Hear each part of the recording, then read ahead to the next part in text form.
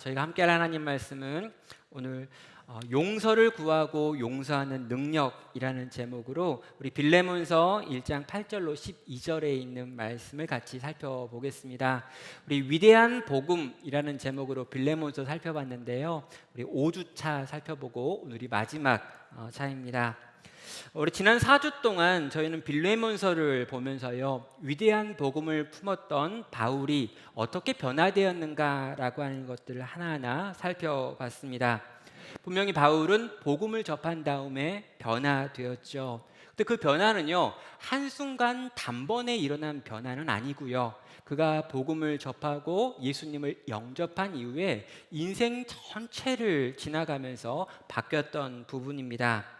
담에석으로 올라가는 길에 부활하신 예수님을 만났습니다. 그리고 그분과 함께 평생을 살았지요.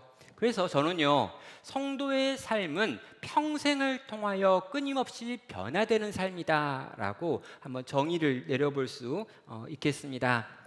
예수님을 믿고 예수님이 나의 인생의 주인이 되었습니다. 그리고 그 주인은요, 종인 우리에게 끊임없이 무언가를 말씀하죠. 그렇다면 우리가 그분을 주인으로 삼고 있기 때문에 그분의 명령에 순종하여 살아가는 삶이 누적되면은 결국에 변화라고 하는 것으로 나타날 수밖에 없다는 것이죠. 저는 변화 없는 그리스도인은 불가능하다라고 생각합니다. 이전에 사랑의 교회를 개척하시고 또 평신도 제자 훈련이라고 하는 걸 만들어서 한국교회에 굉장히 많은 기여를 하신 고 옥하는 목사님이 계십니다. 이 목사님께서 하셨던 여러 좋은 설교들이 있는데요, 그 가운데 제 마음에 꽉 박혀가지고 지워지지 않는 한 문장이 있습니다. 예수님을 믿는데 왜 안 변해요? 라고 시작하는데요, 잡기에 들려도 사람의 인격이 변하는데 예수의 영이신 성령님을 모셨는데 인간이 어떻게 바뀌지 않느냐라고 하는 게 그분의 설교의 한 문장이었습니다. 여러분, 귀신 들려도 사람이 바뀐다는 거예요. 그런데 예수의 영이신 성령님이 그 사람 안에 들어와서 그 사람과 동행하는데 어떻게 그 인생이 바뀌지 않는다라고 하는 말을 할 수 있겠느냐? 결코 그럴 수 없다는 것이죠. 성도 여러분, 예수님을 마음에 모셨다면 그 모신 예수님 때문에 그 위대한 복음이신 예수 그리스도가 우리 안에 거하시기 때문에 그 사람은 바뀔 수밖에 없습니다. 그래서 우리는요, 바울이 노년에 쓴 개인적인 편지인 이 빌레몬서를 읽으면서 바울이라고 하는 인생이 그 위대한 복음을 품고 얼마나 놀랍게 변화됐는지를 계속해서 4주에 걸쳐서 살펴본 것이지요. 성도 여러분, 그런 의미에서 저는 여러분께 부탁드립니다. 제발 변하지 않는 삶에 안주하지 마십시오. 내가 지금 성장하고 있지 못하다면 문제가 있는 겁니다. 나는 계속해서 자라가야 되는 존재입니다. 나는 계속해서 그리스도를 향하여 나아가는 존재지, 가다가 중간에 멈춘다거나 왕년에 내가 참 잘했지라고 이야기한다거나 내가 청년 때, 내가 청소년 때는 진짜 뜨거웠는데 라고 말하며 왕년에 대해서 말하기 시작할 때 우리는 이미 문제가 있다는 것이죠. 제발 현상을 내가 유지하고 있다라고 하는 것에 만족하지 마시길 바랍니다. 내 또래 다른 사람들보다 조금 더 나은 수준이니까 괜찮은 거야 라고 말하지 마십시오. 날마다 우리는 새로워져야 합니다. 날마다 주님을 닮아가야 합니다. 그래서 우리의 인생의 마지막 순간이 가장 성숙한 사람이 되어 있어야 합니다. 여러분, 지금 20대인 경우에, 또 30대인 경우에, 40대인 경우에, 그리고 만약에 80대인 경우가 있다 할지라도 우리는 완성된 존재가 아니라는 거죠. 계속해서 더 그리스도를 향해 나아가는, 자라가고 있는 과정 중을 사는 사람들인 것입니다. 자, 지난 시간 우리는요, 계속해서 바울을 살펴보면서 바울이라고 하는 인생이 날마다 새로워졌구나, 점점 더 변화되고 있구나라고 이야기를 했습니다. 그러다 보니까 사람들 중에 그렇게 느끼는 분도 있는 거예요. 바울이니까 변했지. 바울이니까, 사도니까 부활하신 예수 그리스도를 눈으로 볼 만큼 놀라운 체험을 했으니까, 가말리알의 문화에서 구약을 배웠으니까, 히브리파고 또 헬라어를 잘했고 아주 고학력자이기 때문에 바울이라고 하는 인생은 그렇게 변할 수 있었던 거야 라고 생각하며, 나는 아니다 라고 생각하는 분이 있을지도 모르겠습니다. 나는 별 상관이 없다. 나는 평범하니까, 나는 그냥 그리스도인이지 사도도 아니고 특별한 무슨 체험을 한 것도 아니기 때문에 이러한 변화와 나는 상관없다라고 하는 생각을 가진 분도 있을 수 있다는 거죠. 그래서 저는요, 이 빌레몬서를 마무리하는 오늘, 바울이라고 하는 한 인물, 우리가 보기 위대하다라고 느꼈던 그 사도를 보는 것이 아니라 이 이야기 속에 있었던 오네시모라고 하는 인물, 그리고 빌레몬이라고 하는 별로 그렇게 유명하지 않은 사람들, 무명의 성도들, 예수를 믿고 예수를 주로 고백하지만 별로 대단할 것 없는 삶을 살았던 이 두 사람에 대한 이야기를 하는 것으로 이 빌레몬서를 마무리하겠습니다. 자, 여러 번 우리가 이 본문을 살펴봤지만요, 빌레몬서의 요지를 딱 한 문장으로 정의하면 이렇습니다. 너에게 용서를 구하러 가는 도망친 노예 오네시모를 빌레몬아 용서해 주렴이라고 하는 문장으로 요약이 되지요. 이들 사이에는 용서를 구하는 것과 용서하는 것이라고 하는 문제가 있습니다. 빌레몬은 용서를 해줘야 되는 거고요, 오네시모는 용서를 받으러 가야 되는 것, 그리고 이 둘이 만나가지고 이 용서라고 하는 사건이 일어나는 것, 이게 이 편지의 목적인 것입니다. 먼저 오네시모는요, 빌레몬에게 가가지고 용서를 구해야 했습니다. 그런데 이 일이 보통 어려운 일이 아니죠. 오네시모는요, 빌레몬의 집에서 도망친 노예입니다. 또 도망쳐 나오는 과정에서 주인의 재산에 손실을 끼치기도 했지요. 아마도 이 골로새 지역에서 로마까지 이 거리가 1,500km가 넘기 때문에 이 거리를 이동하려면 많은 재정, 돈이 필요합니다. 또 로마에 가가지고 이 사람이 뭔가 자립하여 살려고 할 때도 거기에 필요한 돈이 있지요. 노예였던 이 오네시모가 그런 식의 돈을 모으기는 어려웠기 때문에 아마도 훔쳤을 것이다 라고 생각을 하는 것입니다. 바울은요, 이 오네시모에게 편지를 한 통 써주면서 네가 이 빌레몬과 관계를 회복해야 한다. 그래서 빌레몬에게 네가 직접 가가지고 용서를 받고 네가 자유를 얻어가지고 돌아오라라고 하는 말을 하며 이 편지를 쥐어주고 있습니다. 여러분, 이 오네시모에게 했던 바울의 명령은요, 오네시모가 듣기에는 대단히 어렵고 힘든 명령입니다. 왜냐하면요, 당시 로마의 법은 도망친 노예를 잡게 되면 심한 경우에 사형에까지 처할 수 있었기 때문이죠. 그러면 사회의 근간을 이루는 것이 노예였습니다. 전 인구의 한 20%가량이 노예였던 사회이기 때문에 이 노예들을 잘 관리하지 못하면 이 사회가 무너질 위기에 빠질 수 있는 거죠. 그래서 노예가 탈출을 했다, 그리고 이 탈출한 노예가 잡혔다라고 할 때 아주 강력한 법이 시행되는 것입니다. 그런데요, 그런 상황에 있는 이 도망친 노예 출신의 오네시모에게 이제 신체적인 자유를 얻어가지고 자유롭게 살고 있는데, 이 자유롭게 살고 있는 오네시모에게 너는 돌아가가지고 주인에게 용서를 구하고 용서를 받아가지고 자유까지 얻어서 돌아오라라고 하는 말은요, 어쩌면 죽으러 가다라고 하는 말과 비슷할 수도 있는 것입니다. 오네시모가 이 말을 듣고요, 편지를 들고 빌레몬에게 간다는 것은 엄청난 용기가 필요한 행동이라는 것이죠. 반면에 빌레몬이 이 오네시모를 용서하는 것은 어떤가라고 또 물어봐야 합니다. 이 역시 쉬운 일이 아니죠. 여러 가지 정황을 봤을 때 빌레몬은 악한 주인은 아니었을 것입니다. 로마 사회 대부분의 주인들보다 그는 신실하고 더 나은 처우를 종들에게 제공했겠죠. 그런데 그런 종들 가운데 하나가 자기를 배신하고 돈을 훔쳐가지고 도망쳤습니다. 여러분, 그냥 도망친 것도 아니고 자기의 재정에 큰 손실까지 끼치며 도망친 노예가 있는 거죠. 이 사건으로 인해서 그 집안 분위기가 어떻게 됐을까요? 그 집안에 있었던 다른 노예들은 어떤 분위기일까요? 그리고 빌레몬과 빌레몬의 가정을 보고 있었던 주변에 있는 다른 사람들은 어떤 시선으로 빌레몬을 봤던 걸까요?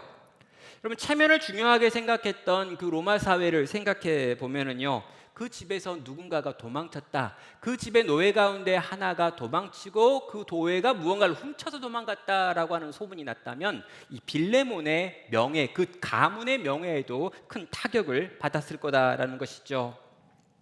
자, 그런데요, 그렇게 이제 도망친 노예가 있고요, 이 도망친 노예에 대해서 어떻게 해서건 간에 마음을 좀 정리를 했습니다. 잃어버린 거다, 놓친 거다, 손해본 거다, 뭐에 치인 거다, 사고 났다라고 생각하면서 좀 잘 지워서 이제 잊혀질 만한 무렵인데요, 그때 이 오네시모, 그 도망친 노예가 다시 돌아온 거지요. 돌아왔는데 편지 한 통을 들고 있고, 그 편지에는 바울이 쓴 내용이 있는데, 그 내용을 보니까 이 오네시모를 용서할 뿐 아니라 더 해가지고 이에게 자유를 주고, 심지어 자유를 준 다음에 그에게 뭔가를 들려가지고 자립할 수 있도록 도와라, 그를 형제 중에 하나 취급해라 라고 하는 요청까지 들어있는 것입니다. 그럼 빌레몬이 오네시모를 용서하는 것도 쉬운 일은 아닙니다.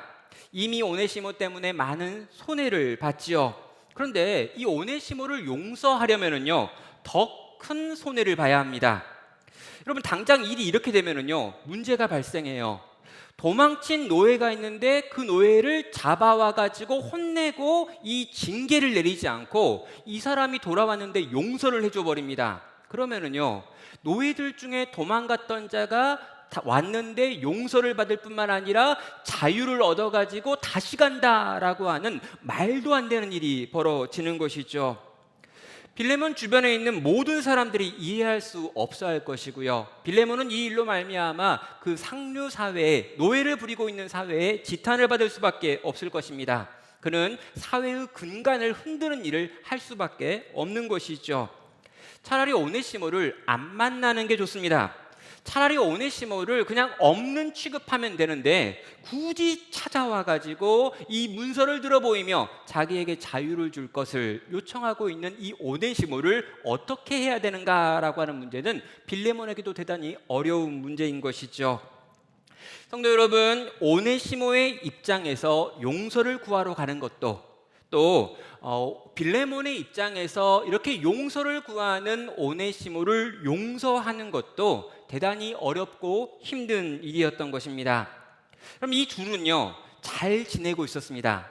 오네시모도 오네시모 나름대로 로마에 와가지고 종 신분을 숨긴 채 잘 살고 있었어요. 빌레몬도 이 문제를 어느 정도 덮고 괜찮은 삶을 살고 있었습니다. 이 둘이 만나지만 않는다면 별 문제가 생기지 않는 거죠.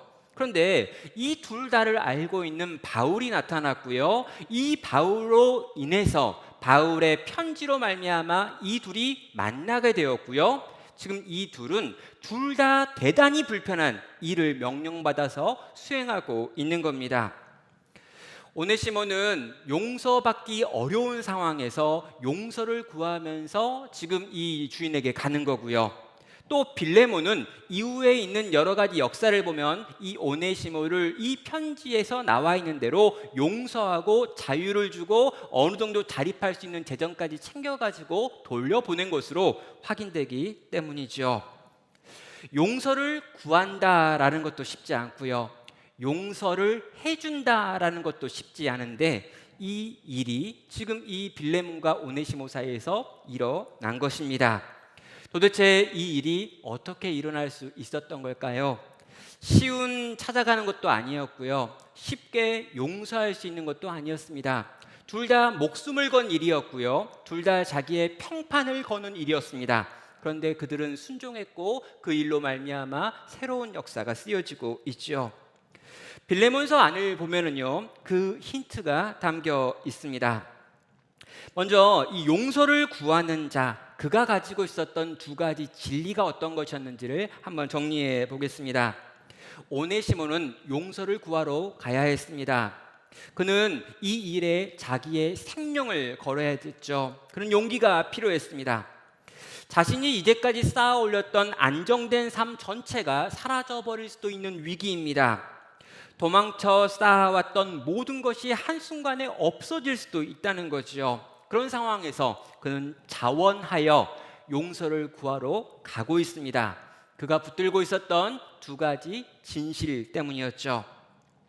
첫 번째 진실은요, 10절부터 12절에 나와 있는 나는 죄인이지만 사랑받는 자이다 라고 하는 진실이었습니다. 10절은 말합니다. 갇힌 자 중에 낳은 아들 오네시모를 위하여 내가 간구하노라. 그가 전에는 내게 무익하였으나 이제는 나와 내게 유익함으로 내가 그를 돌려보내노니 그는 내 신복이라 라고 말합니다. 아주 짧은 세 절의 이야기인데요. 여기 보면 바울이 오네시모를 부를 때 그냥 부르는 법이 없습니다. 갇힌 자 중에 낳은 아들이라고 말하고요, 나와 내게 유익한 자라고 말하고요, 그는 내 신복이다라고 이야기를 하죠. 내가 얼마나 오네시모를 사랑하고 있는지에 대하여 다양한 방식으로 표현을 하는 겁니다. 내가 진짜 어렵게 낳은 아들이다 라고 이야기하죠. 갇힌 자 중에 낳았다라고 말하니까요. 전에는 무익한 자였는데 이제는 나와 너에게 둘 다에게 유익한 자가 되었다라고 하는 말은요, 전에는 완전히 불황하였는데, 전에는 완전히 불량 아들이었는데 이제는 돌이켜서 내게 효자가 되었다라고 하는 말로 개가천선했다라는 말로 이해하면 되겠습니다. 마지막에 이 신복이다라고 하는 표현이 있는데요, 여러분 좋은 성경 가졌으면 신복 옆에다가 일하고 돼 있는 게 볼 수 있을 것입니다. 여러분 이 단어는요, 심장, 창자를 의미하는 단어이죠. 다시 말하면 너는 내 심장이야 라고 하는 말을 하고 있습니다. 정리해 볼까요? 바울은요 오네시모를 너무너무 사랑한 것입니다. 갇힌 자 중에 낳은 아들이다. 이는 완전히 유익한 자다. 그는 나의 심장이야 라고 이야기하며 지금 이 오네시모가 얼마나 귀한지 빌레몬에게 다양한 방식으로 설명하는 것입니다. 여러분 오네시모는요 분명히 죄인입니다. 그런데요, 이 오네시모가 굉장히 큰 죄를 지었고 잘못을 일으켰고 큰 문제를 가지고 있음에도 불구하고 이 오네시모를 바울은 사랑한다라고 하는 걸 강조해서 보여주는 것이지요. 그는 죄인입니다. 동시에 사랑받는 자입니다. 오네시모가 바울의 편지를 들고 빌레몬에게 갈 수 있었던 이유는요, 이 편지를 써준 바울이 얼마나 자기를 사랑하는지를 알고 있었기 때문이지요. 나는 죄인이지만 사랑받는 죄인이다. 이것이 오네시모가 용기를 내어 용서를 구하러 빌레몬에게 갈 수 있었던 진리인 것입니다. 두 번째로요, 오네시모는요 나에게 중보자가 있다라고 하는 걸 알았기 때문에 이 길을 걸어갈 수 있었습니다. 17절부터 19절입니다. 그러므로 내가 나를 동역자로 알진대 그를 영접하기를 내게 하듯 하고 그가 만일 내게 불의를 하였거나 내가 빚진 것이 있거든 그것을 내 앞으로 계산하라. 나 바울이 친필로 쓰노니 내가 갚으려니와 내가 이 외에 내게 자신이 내게 빚진 것은 내가 말하지 아니하노라 라고 말합니다.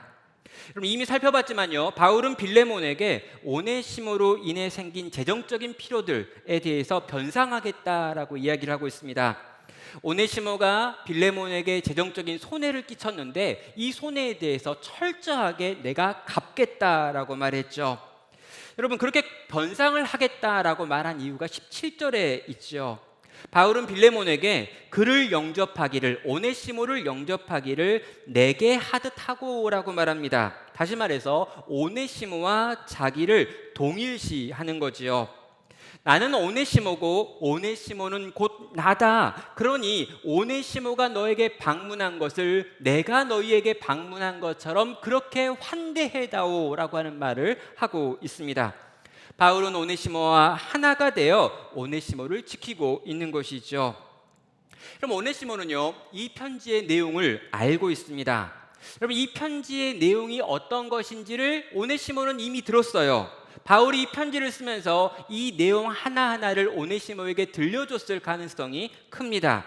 그리고요 바울은 이 편지를 오네시모에게 쥐어주면서 빌레몬에게 전하기까지 이것들을 잘 보관하라고도 아마 이야기를 했을 거예요. 오네시모는요 이 편지를 품고 먼 길을 이동하고 있습니다.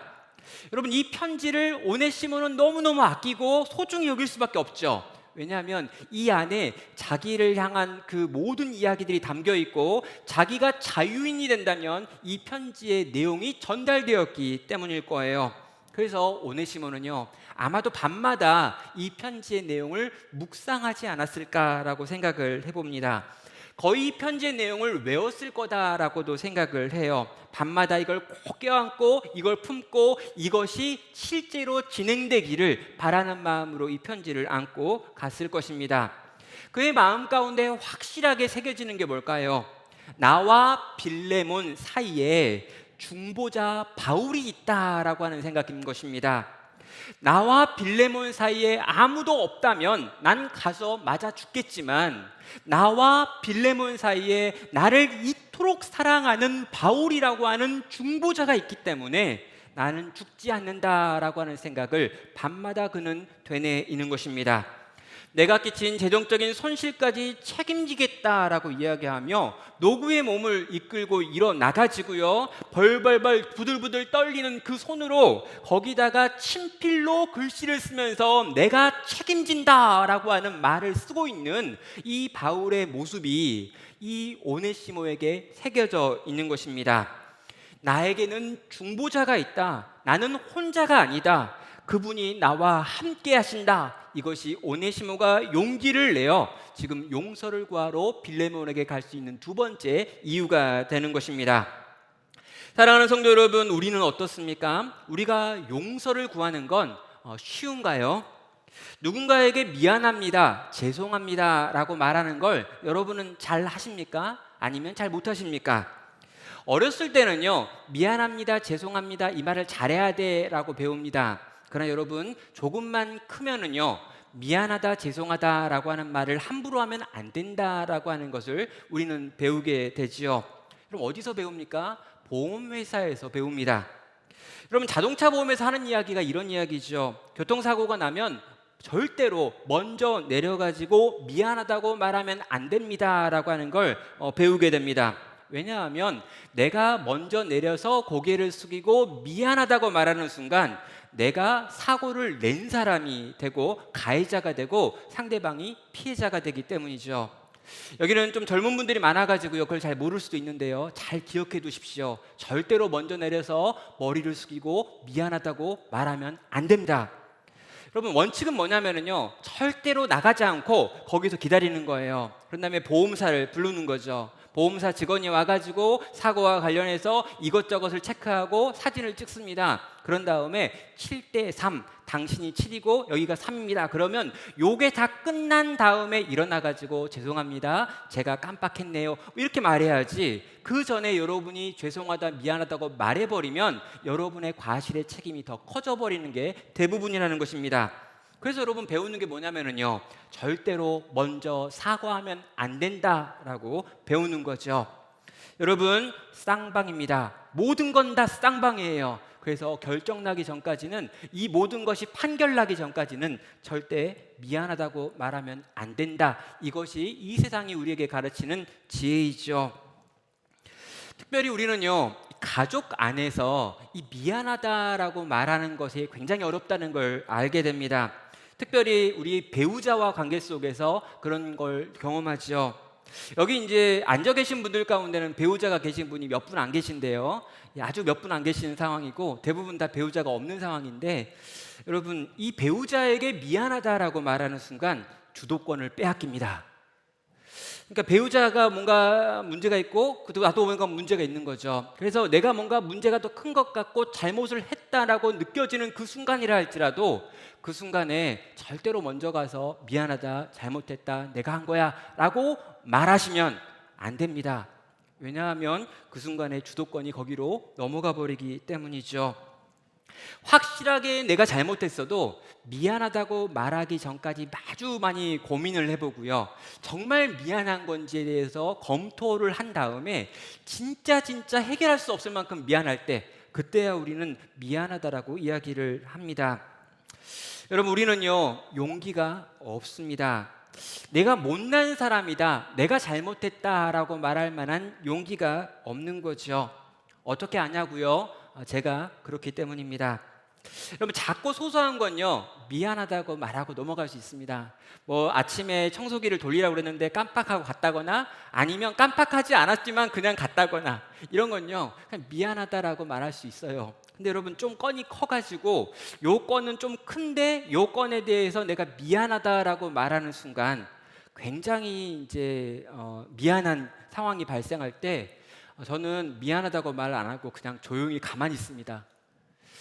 예, 정말 그 미안하다라는 말이 왜 이렇게 힘든지, 진짜 미안한 경우는요, 미안하다는 말을 잘 못합니다. 왜냐하면 미안하다라고 말하는 순간 내가 죄인이 되고 내가 잘못했다는 걸 인정하는 순간 상대방이 옳은 게 되는 걸 용납하지 못하는 죄성이 내 안에 있기 때문이죠. 여러분, 내가 죄인이라는 걸 인정하는 것, 내가 잘못했다는 걸 인정하는 것, 내가 당신에게 큰 피해를 끼쳤다라고 하는 걸 인정하는 게 의외로 쉬운 일이 아니라는 것입니다. 오네시모는요, 이 두 가지에 대한 확신 때문에 빌레몬에게 용서를 구할 수 있었습니다.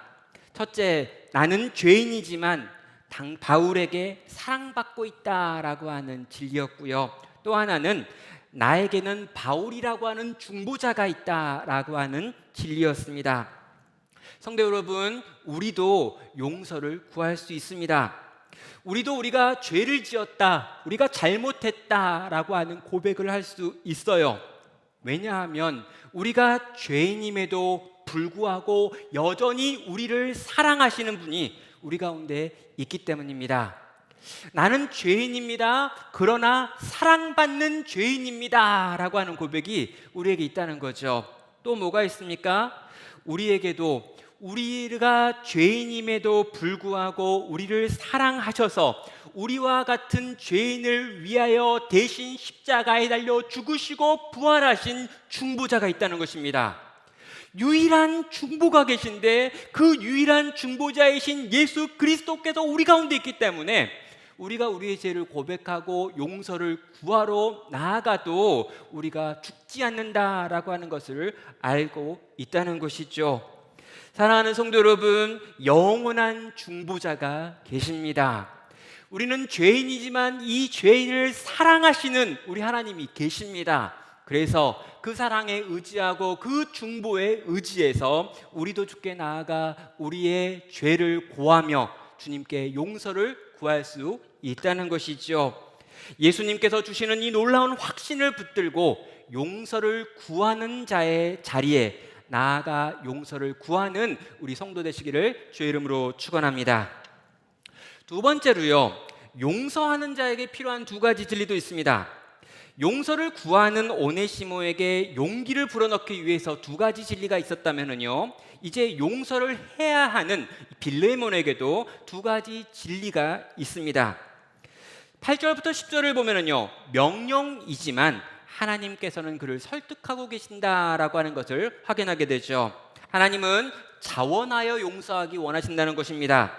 8절은 말합니다. 이러므로 내가 그리스도 안에서 아주 담대하게 내게 마땅한 일로 명할 수도 있으나 도리어 사랑으로서 강구하노라. 나이가 많은 나 바울은 지금 또 예수 그리스도를 위하여 갇힌 자 되어 갇힌 중에 낳은 아들 오네시모를 위하여 내게 간구하노라 라고 말하죠.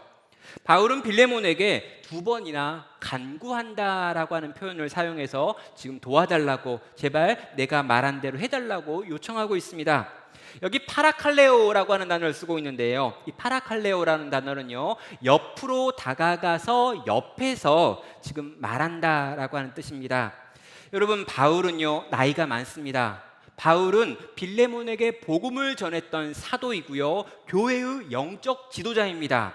그런데요, 이 엄청난 지위를 가지고 있고 권세를 가지고 있는 바울이 정말 예수 그리스도의 사도라고 불리며 교회를 세웠던 그 놀라운 바울이 자기가 복음을 전해가지고 한 교회의 장로가 되어 있는 빌레몬을 바라보면서 권위를 가지고 명령할 수도 있음에도 불구하고 지금 그는 권위를 내려놓고 친히 내려와가지고 빌레몬 옆에 서서 제발 내 이야기를 좀 들어줘, 내가 지금 이렇게 부탁한다, 이 일을 좀 해주기를 원한다 라고 지금 요청하고 있는 것입니다. 바울은요, 굳이 빌레몬에게 이런 강구하는 태도를 취할 필요가 없습니다. 그냥 말하면 되는 거죠. 여러분, 이렇게 긴 편지를 쓸 필요가 없습니다. 지금 내가 보낸 이 오네시모는 나를 통해서 복음을 받아들인 사람이니 너 빌레몬아, 내가 너에게 했던 걸 기억하면서 이 오네시모를 자유케 해줘라 라고 말하면, 이 명령을 받은 오네시모의 이 빌레몬의 입장에서는요, 그 말을 듣고 그 말에 그냥 순종해가지고 이 오네시모를 풀어줄 수 있다는 것입니다. 어쩌면 그게 더 쉬운 거죠.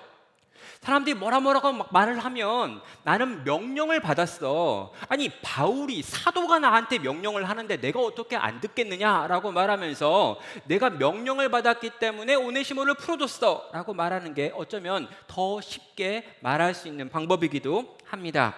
그런데요, 지금 바울은 빌레몬에게 그것을 원하지 않지요. 심지어 내가 나이가 많지만, 또 내가 너에게 복음을 전했지만, 그리고 이 오네시모는 내가 감옥에서 얻은 자식이지만, 그러나 그럼에도 불구하고 빌레몬아, 네가 정말 자발적으로 이 오네시모를 용서하고 자발적으로 오네시모에게 자유를 주고 자발적으로 오네시모를 너의 형제 중에 하나로 여겨서 돌려보내주기를 내가 원한다라고 하는 말을 지금 하고 있는 겁니다. 여러분, 이렇게 편지가 길어진 이유도 어쩌면 자발적으로 이 모든 상황을 다 설명한 다음에 오네시모를 빌레몬이 풀어주기를 원했던 마음을 반영하는 것이죠. 빌레몬은요, 바울이 두려워서 바울의 명령 때문에 화를 내면서 이를 갈면서 용서하고 있는 것이 아닌 것입니다. 자유증서에 사인을 해주면서 돈 얼마를 던져주면서 저리 꺼져, 다시는 보지 말자라고 하면서 오네시모를 돌려보내는 것이 아닙니다. 하나님께서 원하시는 방식도 그게 아니라는 거죠. 사랑하는 성도 여러분, 하나님께서 우리 가운데 무언가를 명령하십니다. 하나님은 우리에게 뜻하고 바라는 계획과 목표가 있습니다. 하나님께는 계획이 있고 뜻이 있어요. 그런데 그 뜻과 계획을 가지고는 이때 그분이 우리에게 하시는 방식은 우리의 마음이 그 일에 자원하는 마음이 돼서 반응하기를 원하신다는 거예요. 여러분, 제가 청년 사역을 할 때요, 종종 아주 이상한 걸 가지고 와가지고 저에게 질문하는 청년들이 있었습니다. 대표적인 케이스 중에 이런 게 있어요. 내가 어떠한 오빠를 사귀기로 했어요 라고 하는 말을 합니다. 그래서 왜 그러니까 제가 기도를 해봤는데요, 하나님께서 그 오빠에 대한 마음을 주세요. 어떤 마음? 저는요, 그 오빠를 진짜 싫어해요. 저는 그 오빠가 하나도 매력적이지 않아요. 저는 그 오빠에게 하나도 관심이 없어요. 근데 있잖아요, 하나님께서는 그 오빠랑 사귀라고 하세요. 그러면서 사귈게요, 이렇게 이야기를 하는 거죠. 여러분, 절대로 그런 이야기는 있지 못한 이야기입니다. 그건 하나님이 뭔가 역사하는 게 아니에요. 그런 걸 개소리라고 이야기해요. 독소리. 그럼 독사운드. 여러분, 절대로 그런 일은 일어날 수 없고 하나님의 계시의 방식은 그렇지 않습니다.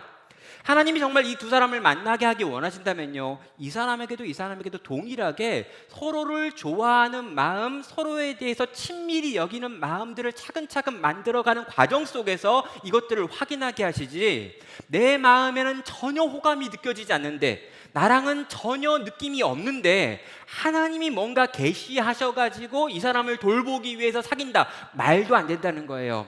하나님은 그렇게 일하시는 분이 아니십니다. 하나님은 여러분을요, 막 선교지로 막 보내지 않으세요. 여러분의 마음에 아무런 동의도 구하지 않고 여러분을 선교지로 보낸다거나 여러분을 순교의 현장에 집어 던진다거나 하지 않으신단 말입니다. 하나님은 여러분의 마음을 파라칼레오, 옆에 오셔가지고 차근차근 간구하시고 여러 가지로 가르치시고 설득하시는 과정을 통해서 자발적으로 그 길을 가기 원하지, 우리가 억지로 끌려서 이 길 가기 원하는 분이 아니신 것이지요. 하나님은 오늘도 우리를 설득하고 계십니다. 하나님은 오늘도 우리를 당신의 뜻대로 움직이기 원하시지만 그 방식은 철저하게 우리의 마음에 소원을 두시는 방식으로 일하신다라고 하는 걸 기억하시는 성도 되시기를 바랍니다. 또 여러분, 두 번째 진리도 이거 있습니다. 용서는 우리를 그리스도까지 성숙하게 만드는 것이기 때문에 너희는 용서를 선택하라라고 하는 권면도 하지요.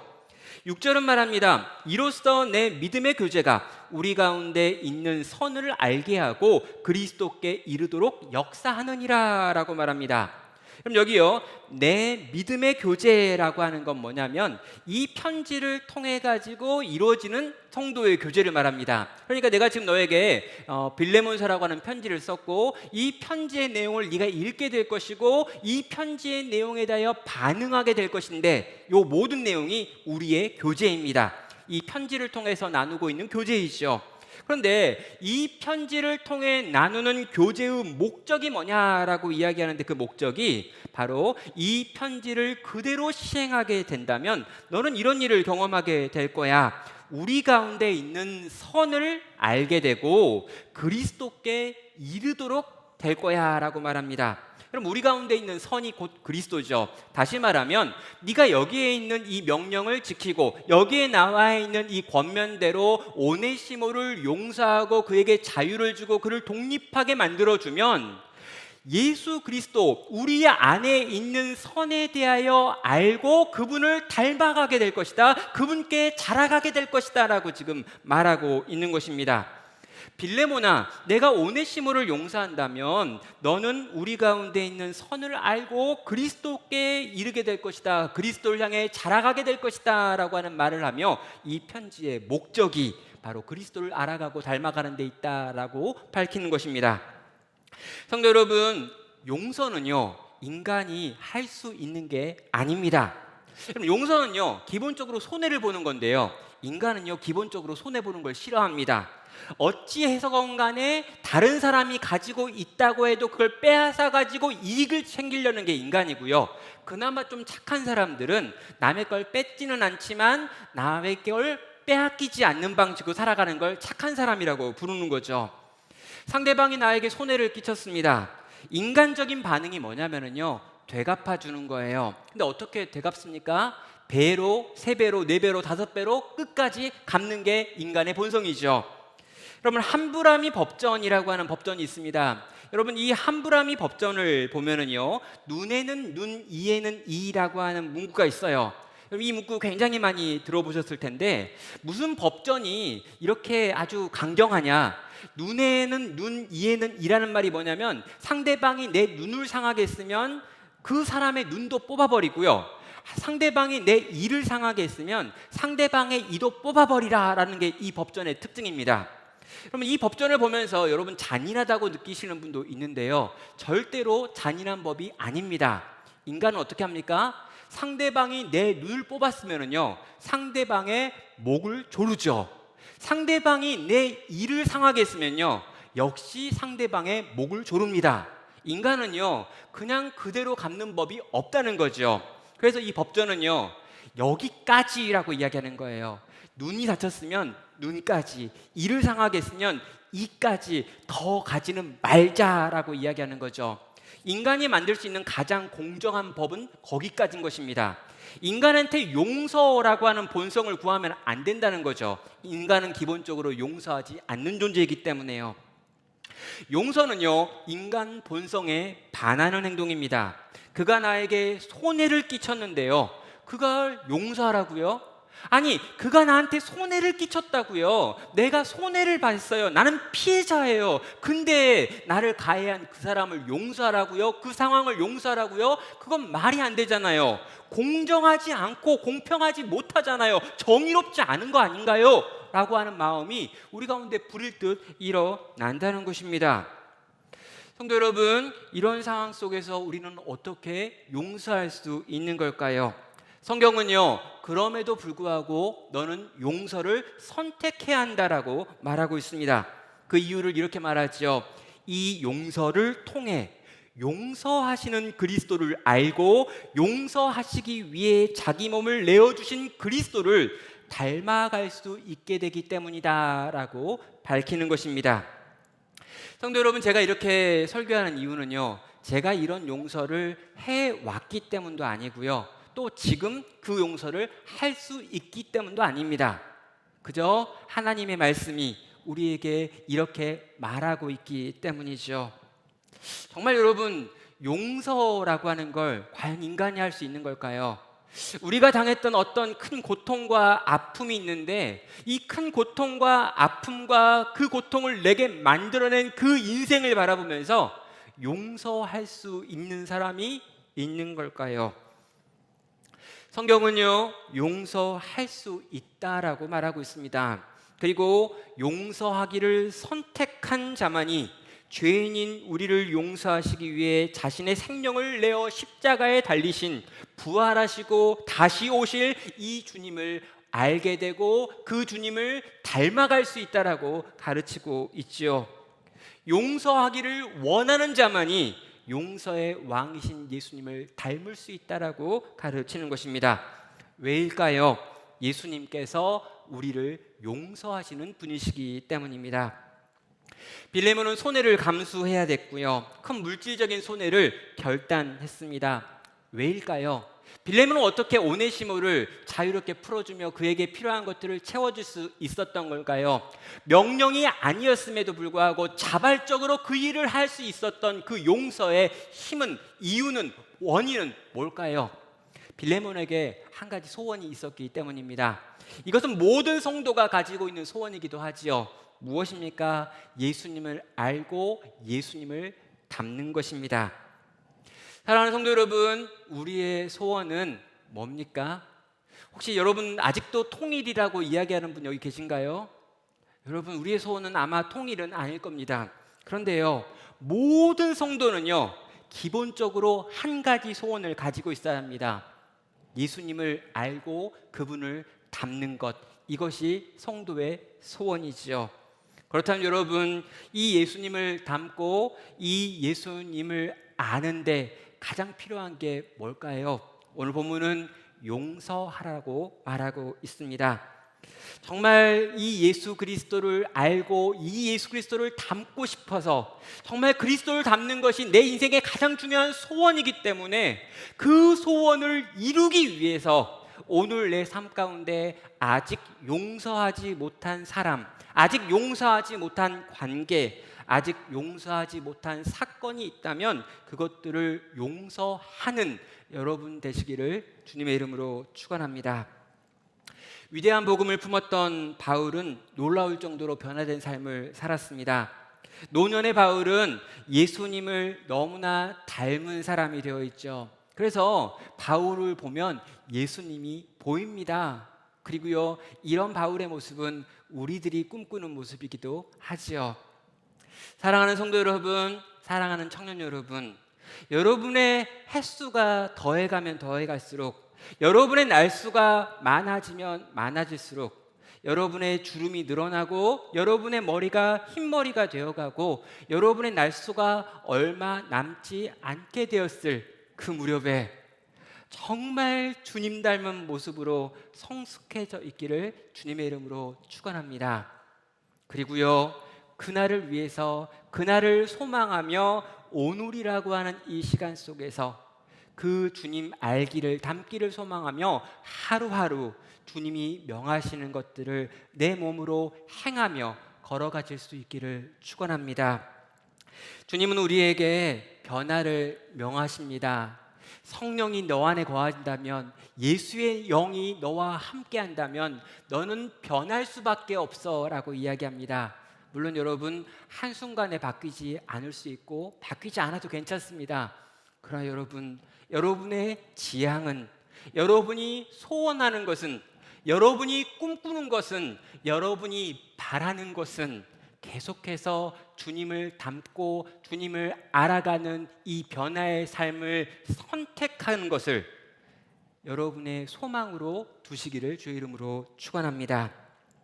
오늘 그 주님이 원하시는 변화를 선택하여서 그 주님이 원하시는 만큼 날마다 날마다 주님을 닮아갈 수 있는 귀하고 복된 나눔교회 모든 성도들, 위대한 복음이신 예수 그리스도를 품고 예수의 영이신 성령으로 말미암아 날마다 새로워가는 우리 모든 성도 되시기를 주님의 이름으로 축원합니다.